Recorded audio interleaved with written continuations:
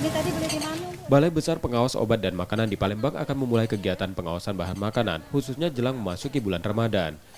BPOM Palembang akan bersama dinas terkait seperti Dinas Kesehatan dan Dinas Perdagangan untuk ikut memberikan sosialisasi keamanan bahan makanan di tempat-tempat jualan takjil, serta mengimbau masyarakat waspada dalam memilih makanan yang akan dikonsumsi saat Ramadan. Nah, dalam bulan puasa ini ya, ini kan hampir ya, yang jelas kegiatan dalam bulan puasa, sebelum puasa kita juga melakukan kegiatan. Jadi kita akan melakukan kegiatan terhadap sarana distribusi produk-produk makan yang sering digunakan di bulan puasa. Ya, retail. Nanti silakan saja, nanti mungkin kita share juga di grup, ada kegiatan dengan apakah dengan Ibu Owa dan sebagainya. Nah, di bulan puasa tetap kita lakukan pengawasan di tempat-tempat penjualan buka puasa. Selama tahun 2022, Balai Besar POM di Palembang masih menemukan peredaran produk bermasalah, kategori obat, kosmetik, jamu, suplemen kesehatan hingga produk pangan. Nilai ekonomi terbesar pada kategori obat sebesar Rp644 juta, diikuti produk jamu sebesar Rp199 juta.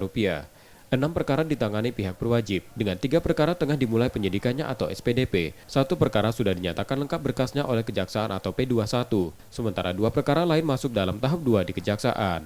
M. Rizky Nurmizan, Kompas TV, Palembang, Sumatera Selatan.